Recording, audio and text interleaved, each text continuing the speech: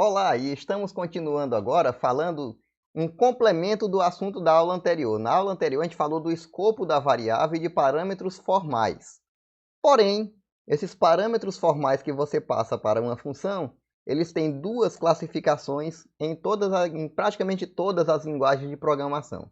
E na linguagem C não é diferente. Então nós vamos tratar hoje de passagem de parâmetro por valor, passagem de parâmetro por referência. Tem uma pequena diferença, pessoal. Quando você passa o parâmetro de uma forma, ele é copiado para aquela variável local da função. E quando você passa de outra forma, na verdade você está passando uma espécie de ponteiro para a função executar. E quando a função executa, na verdade ela está modificando a variável original mesmo do programa. Não é uma cópia, tá certo? Então, naquele caso lá do cálculo da média de A e B, do exemplo da aula passada, se você tivesse modificado A e B dentro da função, a função teria uma conta dentro dela e outra conta com x e y. Porém, modificando a passagem de parâmetro, você teria, na verdade, ponteiros para os valores originais. Então, modificando os valores, você estaria modificando realmente o valor original. Aí, dependendo da sua necessidade, você pode trabalhar com um tipo de passagem ou com outro tipo de passagem. Vamos lá ver como é que é essa história. Então, a passagem por valor é a forma mais comum na passagem de parâmetro, né? O valor é copiado para a variável local da função, tá? E os resultados precisam ser retornados, precisam ser atribuídos, né? Para você poder reaproveitar. Exemplo, vamos voltar lá para a nossa funçãozinha da aula passada, né? Então, a passagem aqui é por valor. Então, o A recebe uma cópia de x, o B recebe uma cópia de y, ok? E se eu modificar A e B, eu estou modificando A e B dentro dessa função aqui. Não tem nada a ver com x e y lá fora. O resultado de A e B vai dar diferente do resultado que vai ser de x e y, certo? Mas se eu quiser atualizar x e y por algum motivo, depois que eu processar aqui dentro, eu terei que retornar esses valores no final, para eu poder receber em x e em y esses valores novos de A e B, né? Então isso aí vai dar um trabalho extra. Para isso, a gente tem a passagem por referência, que na verdade o endereço é passado para as variáveis lá da nossa função, que são na verdade ponteiros, né? E quando você modifica o valor que o ponteiro aponta, você está na verdade modificando a variável original que está lá fora do programa. Aí você não precisa mais atualizar, você pode simplesmente dar um return vazio e lá fora as variáveis já estarão devidamente atualizadas, porque você usou passagem de parâmetro por referência, você passou endereço, tá certo? Então, quando você precisa retornar mais de um valor na sua função para evitar alguma confusão de código e até mesmo de sintaxe na linguagem C, você prefere ou você vai dar preferência para programar com passagem por referência. Porque aí sempre que você modificar aqueles parâmetros dentro da função, você já vai estar trabalhando com as variáveis originais que você passou para essa função. Vamos dar uma olhadinha. Então, o nosso exemplo agora é um exemplo de troca de valores, né? Você vai botar para o usuário digitar A e B, e quando você mostrar na tela quem é A, quem é B, os valores vão estar trocados, né? É o velho algoritmozinho de troca de valores que tem em qualquer livro de programação como exemplo. E só que é um exemplozinho que o pessoal faz até numa etapa mais inicial do curso, para você nem usar função mesmo, você faz tudo isso num algoritmo só. Mas como no caso aqui a gente tem a intenção de mostrar essa brincadeira usando passagem de valor por referência, né? Então a gente vai passando o parâmetro, perdão, por referência, a gente vai fazer isso usando função.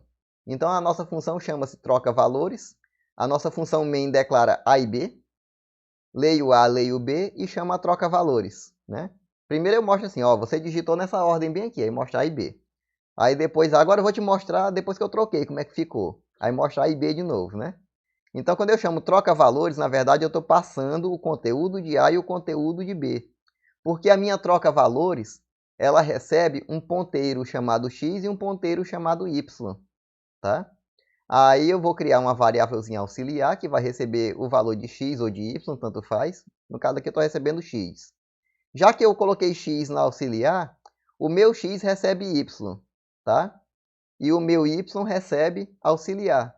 e eu retorno. Com isso eu fiz a troca de valores, né? Eu botei quem estava em x dentro de y e quem estava em y dentro de x, tá certo? Aí quando eu vou lá no final imprimir a e b, eu estou com o valor trocado, porque a minha função recebeu, na verdade, ponteiros para essas variáveis, e quando esses ponteiros foram manipulados dentro da função, eu estava, na verdade, manipulando as variáveis que estão lá fora, desde sempre, né? Professor, eu poderia ter simplesmente não passado parâmetro nenhum e ter usado A e B aqui direto? Poderia. A e B são globais mesmo, né? Mas no caso aqui, você trabalhou com passagem por referência, tá certo? Então, nesse caso, e até digamos assim, é o método mais recomendado que você tem, porque você não fica manipulando direto uma variável global dentro de uma função. Você continua manipulando parâmetros. Porém, os parâmetros agora têm reflexo lá fora. Isso aí tem até algo parecido com quem tem mais experiência, por exemplo, com o Word. Quando você insere uma foto, ou quando você insere um texto de outro documento no documento que você está preparando, às vezes ele deixa uma opçãozinha lá no inserir, quando você usa lá aquele menu inserir. Tem uma opçãozinha lá que você marca ou desmarca e você nunca sabe se você deixa marcado ou desmarcado. Criar vínculo. Quando você não marca ou criar vínculo, você insere passando aquele texto, aquela foto para o seu documento como valor. Tá certo? Quando você marca criar vínculo, você insere passando como referência. Então, se você modificar aquele arquivo lá fora, ele se reflete dentro do seu Word, porque você inseriu aquela foto por referência. Então, toda vez que você abre o documento, ele vai lá procurar aquela foto no seu disco e atualiza a imagem aqui no seu documento. Então, quando você marca que quer inserir determinada coisa no seu documento lá no Office e marca vinculado, você está marcando a entrada dele como referência, como ponteiro. Então, toda vez que você modifica o arquivo original, pelo menos é para funcionar assim, né? Eles prometem isso no manual. No dia a dia eu não uso muito isso não. Se eu precisar modificar a imagem, eu modifico, apago a imagem e insiro de novo. Não custa nada, né? É muita preguiça ou então muita necessidade de fazer um arquivo muito grande, né? Para você poder, ou então colaboração com várias pessoas. Tem um cara lá que está cuidando só de arte. Então você insere a arte inicial dele e ele vai produzindo a arte. Quando chegar no final do teu livro, no final da tua apostila, aquela arte está finalizada e já está atualizada no teu documento, né? Teoricamente. Sempre confira, né? Nunca fique confiando que o processador vai fazer tudo sozinho, que o programa vai fazer tudo sozinho, né? Tem sempre aquela desculpa. Ah, foi o computador que errou. Será que foi? Será que não foi um de nós? Né? Mas, teoricamente, né?